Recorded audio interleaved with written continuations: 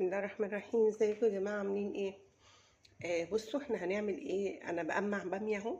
هنعمل بقى ترند الباميه بتاع حمام كريم الشعر ده. انا هجربه معاكم. ما عملتوش قبل كده، بس انا مقتنعه بالفكره، يعني ان ده هينزل حاجه ماده جيلاتينيه كده زي بذور الكتان وزبده الشيا وبذور الشيا. فاكيد ان شاء الله ممكن يدي نتيجه حلوه. انا معاكم. بصوا حتى الصغير ده عادي، ممكن ناخده عادي. يعني ايه، ممكن لو عندك كام واحدة، انا في كام واحدة كبار. آه، الولاد مش بيحبوا الكبيرة، سبتهم هنا. بصوا الصغير ده ممكن ايه، عشان ايه حرام يعني، رغم ان انا الصغير ده ما بحبش اقمعه، بس ما علينا.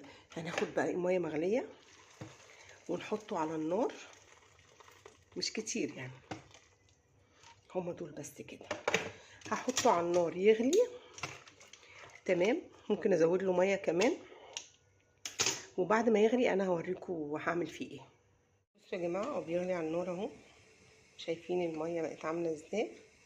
ده هضربه بالهاند بلندر واصفيه وارجع لكم، وهجربه في شعري، لان عندي البنات استحاله يحب يخلوني اجرب في شعرهم، فهجربه في شعري وهرد عليكم. اهو يا جماعه اتسلق.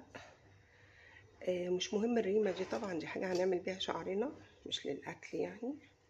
ده بيكهرب. بصوا حفيدتي كلته. هضربه كده، هقفل عشان ما اعمل لكمش. بصوا اهو انا هصفيه. بصوا يا جماعه، العلبه دي الاول عايزه اقول لكم معلومه.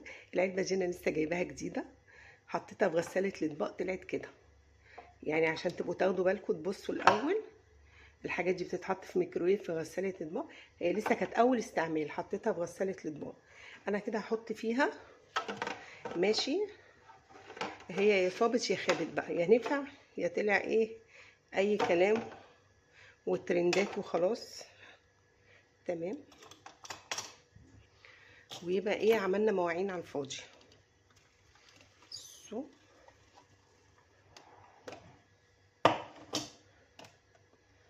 وهنسيبه بقى يتصفى خالص كده، ما بقاش بقى عصير الكيوي. بس انا هسيبه يتصفى كويس. البتاعه دي طلعت اختيار مش موفق، العلبه دي. هسيبه بقى يتصفى كده، وزي ما بقول لكم انا طبعا مش هخلص الفيديو وانزله لكم غير لما اجربه في شعري الاول.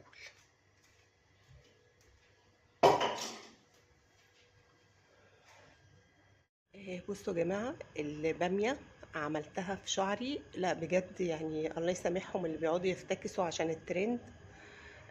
بالعكس، مش حلوه خالص.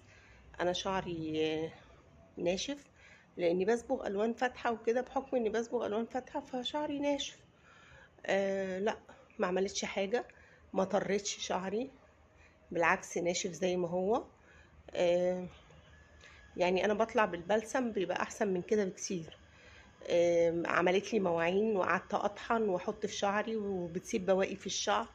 لا يا جماعه، ما تعملوهاش. مش مجرد الناس عايزه تطلع تعمل فيديوهات وخلاص تضر بعض يعني، لا بجد مش حلوه خالص، ما تعملوهاش.